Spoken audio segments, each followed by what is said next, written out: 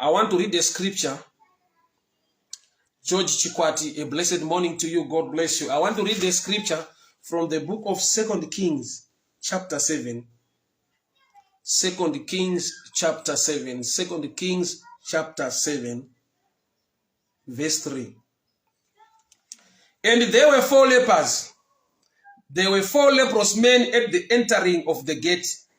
They said to one another, why sit here until we die? If we say we enter into the city, there is famine in the city. And if we shall, and we will die there. And if we sit here, we also die.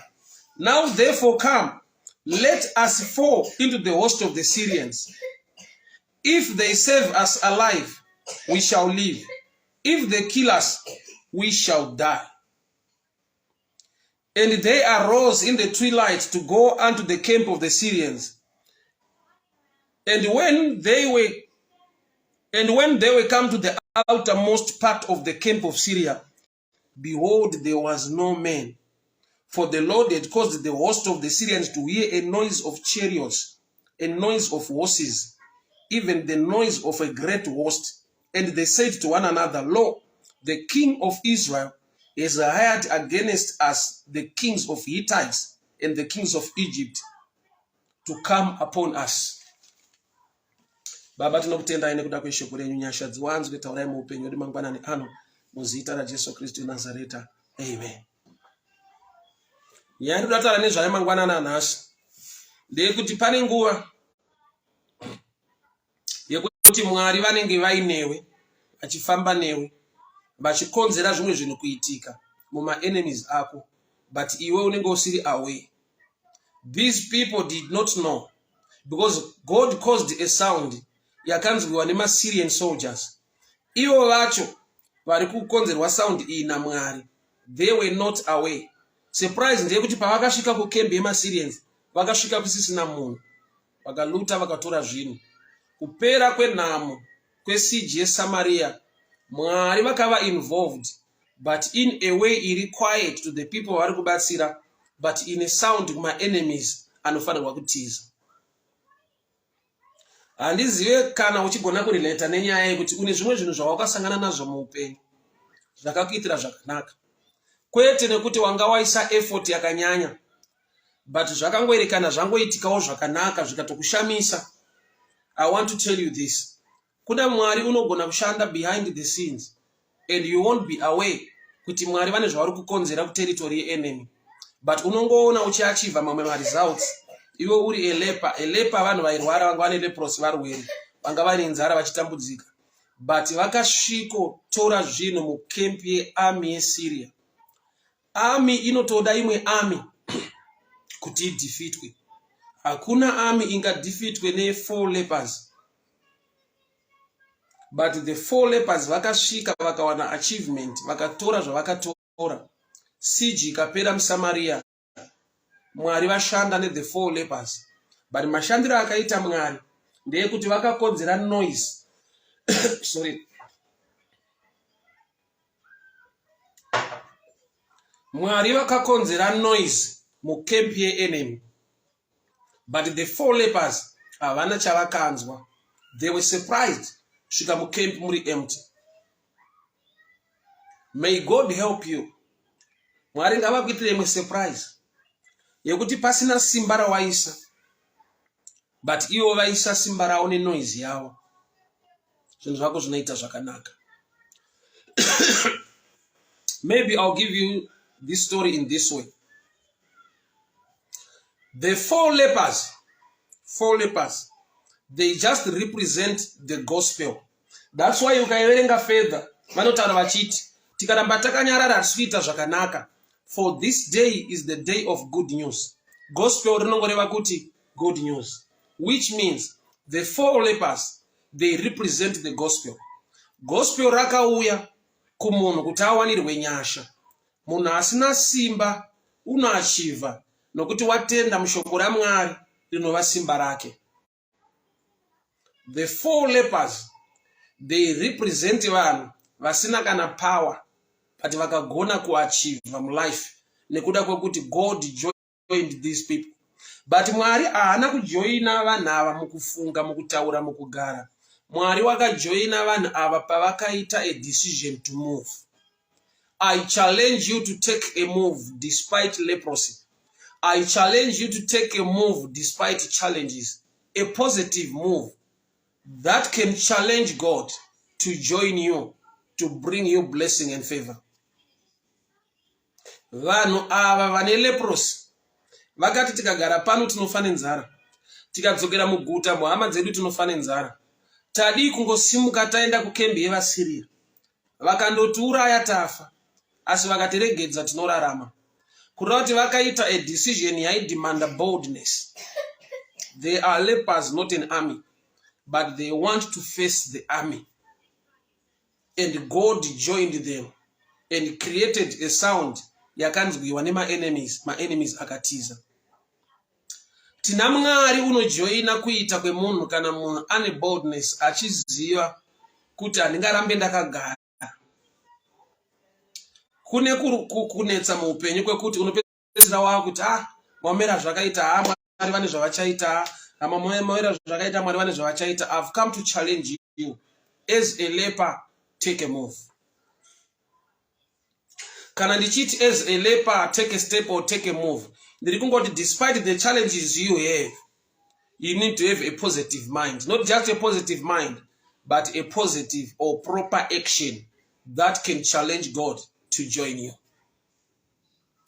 Mwari havana kujoina mafungiro aita vanhu. Mwari wakajoina vanhu pavakatanga kufamba vachienda towards the camp of the Syrians. These are lepers, haasi masoja, but vaita boldness yekuti we need to move. Machallenges arimo muupenyu anogona kupedzisira akupa fungo yekuti chingogara, Mwari vane zvavachaita. I've come to challenge you. Take a move. That move was a move of faith. Mavari makava nekutenda kuti something will happen, but tikagara hakuna chingaitika. So Bible rinoti vakatanga kufamba vachienda towards the camp of the Syrians, and God caused a sound yakaita kuti the Syrian army itize. Syrian army iri kutiza malepers vakireterwa sound naMwari, ivo vari malepers. Mwari wekudenga, Mwari wenyasha ngaakuwanire favor. Muzvidiki zvaunobata neleprosy dzauinadzo, financial leprosy, sickness in the natural, every challenge inga represent leprosy yakuwikena, yakuchallenge, yakusiya uchirwadziwa.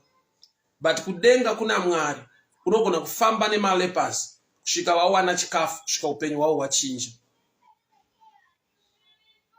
God caused a sound, a great sound, yet pari kufamba just 4 lepers. That the 4 lepers, they represent the gospel. What are the gospels? The book of Matthew, Mark, Luke, and John. Gospel ichirevei. Gospel is about the grace of God, which means pari kudiwa action, total surrender, applying the right action for God to cause a sound so you can achieve in life. Usagara uchiti pane zvichaitika. Take action. Take a proper action. Usagara uchiti pane zvichaitika, pane favor ichaitika. Mwari haana kujoina vanhu ava pavakafunga. Mwari wakajoina vanhu ava pavakatanga kufamba vachienda towards the camp of the enemy. Zvanzi nevaSiria, ndofunga mambo wekuIsraeri ane vanhu vahaya to fight us. Let us run. Chakonzera the Syrian army kutiza kufamba kwevanhu vasina power, which means mukushaya kwako simba asi Mwari vakava kurutivi rwako, zvinokonzera enemy ine simba kutiza iwewe usina simba, nokuti uri kuita a move ina Mwari mukati. You need to take a move. You need to apply the right action that attracts the power of God or a great sound of God against your enemies. These people are lepers. Vane leprosy, vanorwara. asi vazvipira kuti let us move and face the Syrian army. Simba rekuita the power action inoattracta Mwari despite the challenges you have. But ndoda tuone picture ivo havana kuzviziva kuti vari kufamba naMwari because vaiona mafambiro avo akaneta vaine nzara vari varwere. There are times yekuti God will help you but you will not be aware. Unozongoona nema results kuti izvi hazviachivwe netype yangu, nyangwe ndine zvandakaita handizvo zvakakonzera zviri kuitika. I don't know if you can relate with me muupenyu hwako. Une zvinhu zvaunoita yes, but kuachievwa kwawakaita ukazvitresa zvakanaka, achievement hauisi credit pane zvawaita. Nyangwe une zvawaita unongoziva kuti Mwari vane zvavakaita pamusoro pezvandaita. Hakuna a well trained army inotiza sound isina kucheka kuti isound yei uye yabva kupi. Hakuna a well trained army inongofungidzira kuti pane zviri kuitika ngatitizei. They were supposed to verify, but vakangoti sound iri kuuya is too much, let us run. So varume ava kuachiva kwavo kuti vadzoke nemaresults back to Samaria, credit haisi pamovement kana pasimba ravo. Simba havana, varwere veleprosi. Ndofunga vega vakatoziva kuti it's all about his grace. Vakaziva kuti pane nyasha dzataitirwa. So pane zvinhu muupenyu zvaunosangana nazvo wakaipa oda kukupa pride kuti aiwo pawakazoita movie pawakazoronga chinichi ndo pawakaachiva. But the truth of the matter is ukazviongorora zvakanaka haasi ma4 lepers angaite simba kana kuti angaproduce such a sound ingatizwe nemaSyrian soldiers. Zviri pachena kuti God was with them and they were not aware. Kune zvokuti ukaona muupenyu zvawaachiva nekuita ngazvikupe kuzvininipisa uye nekutenda Mwari, nokuti unenge wakunyatsoziva kuti izvi hazviitwe nekungwara nekugona nesimba rangu. This is all about his grace. Hongu the 4 lepers vaifamba, but mafambiro avo handiwo akacreata the sound. Dai Mwari vatibatsira, dai Mwari vatiwanira nyasha. Upenyu hwedu hwakakombwa, kune madhimoni asingadi chakanaka muupenyu hwedu. Kune a Syrian siege yakakomberedza mari dzako, wanano yako. Bandauya kuzonamata newe mudikani mangwanani ano. God can turn a siege to be a center of provision. Nokuti kana siege yanga yakakomberedza vachitatisa vanhu kuwana zvekudya, vanhu vachidya misoro yemadhongi nematotenjiva, God turned that siege to become a center of supply. Vanhu muSyria vakararama nekuda kwechikafu changa chauya nemaSyrian army anga akavakomberedza. May the blessing and the hand of the Lord help you in this dimension. Kuti enemy yako payaitoronga zvinhu against you, yaitoronga zvinhu for your better. The siege became a center of provision. Chikafu chakawanikwa chikaunza a turnaround muSamaria chakabva pakembi yemaSyrian army. Father, I pray in the mighty name of Jesus. Every siege, kukomberedzwa kwese, kurwisa kwese kurikuitwa vana venyu. You are the same yesterday, today and forever. You turned the siege to become a center of provision. Baba, ndikutaura munana unoshamisa. Ukuti zvakarongwa neenemy kurwisa vana venyu, ngazvishande kurwira vana venyu. Zvakarongwa neenemy kuisira vana venyu pasi, ngazvishande kuti ave stepping stone, kuti vatsike vachisimuka. Wakatendeka mutsvene wenyasha, kana makashandura the siege of Samaria ikava center of provision, vanhu vakawana breakthrough yechikafu muSamaria nekuda kwekuti kune a siege yasiwa chikafu chikatorwa nevana veIsraeri. Baba, ndiri kunamata kuti power must exchange hand, money must exchange hand, blessings must exchange hands. Chese changa chakauya against your people, turn it for their good. Shoko renyu rinoti, when the enemy comes like a flood, the Spirit of the Lord raises a standard. Baba, ndinotaura kusimudzwa kwechiyero. vana venyu mukuita kwavo kusina simba, mukuita kwavo kudiki, ndinokumbira Baba a sound huru. Business rake nyangwe rikava diki, ngarive a great sound. Zvaanobata zviri zvidiki kudaro, asi Mwari mukava involved, you can cause a great sound, a great sound, a great sound. Syrian soldiers vakatiza a great sound yaMwari, kwete a sound yemalepers. Kureva kuti Mwari mune nguva dzamunofunga kurira vana venyu in a special way, yekuti ivo vasina simba asi munokonzera kuitika kwezvinhu zvine simba. Baba, ndinonamata nekutaura nyasha, a great sound, a great sound, a great sound, a great sound, a great sound. Zvakavakomberedza ngazvisumuke iko zvino. Siege yakakomberedza relationship yemwanasikana kuti asawanikwe, ngavasumuke vanhu ivavo ipapo, ngavasumuke ipapo. Mwari, konzerai noise, konzerai ruzha. Baba, every siege yakabata mari dzake, mabusiness ake, ndinotaura kuenemy iko zvinoti ngaisimuke. Ndiri kutaura noise, a great noise, a great noise, a great move. Baba, simba renyu nenyasha dzenyu ngadzisumudze enemy payakagara iko zvino. Vana venyu ngavawane breakthrough inobva paine zvairongwa neenemy, nokuti siege yakakomberedza Israel yakasiya zvekudya zvakapinda muSamaria muvana veIsraeri. Baba, ndiri kunamata kuti chese chakarongwa neenemy against your people, turn it for the blessing of your people, in the name that is above every name. Enemy ngaikonzere zvakanaka muupenyu vana venyu. Mwari, makafamba ne the 4 lepers, vakadzoka vaine good news. Famba ione Yesu muzuva ranhasi, famba ione mwanasikana muzuva ranhasi, famba ione Yesu Baba mumabasa edu, famba ione Yesu mutsvene. Takumbira noise, a great noise inobva kwamuri.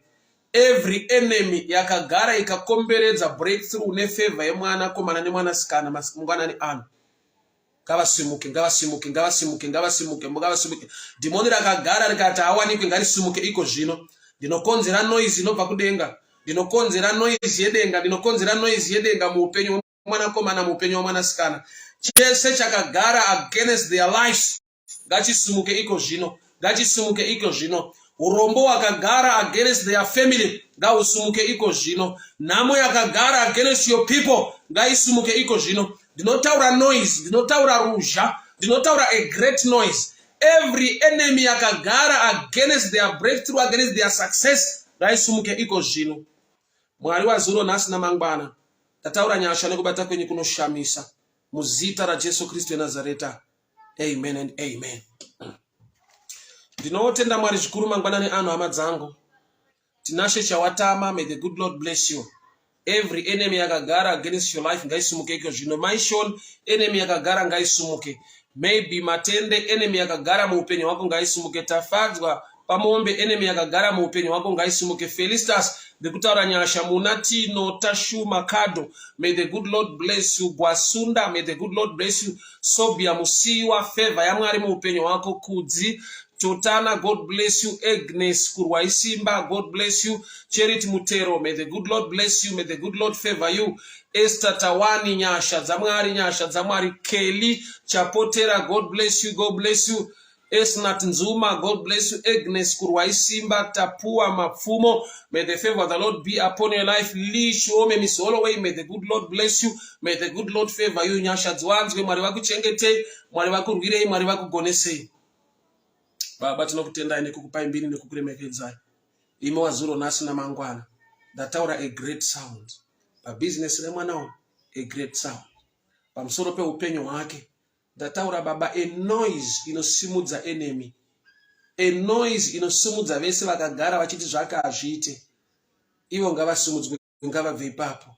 Vana venyu ngavachive. Ndataura favor, ndataura blessing. God, you turned a siege to become a center of provision. Chese chakarongwa enemy against your people, turn it, oh Lord, ngachive for them, for their blessing, in the mighty name of Jesus. Amen and amen. Ndinotenda Mwari zvikuru, Mwari wenyasha, Mwari werugare.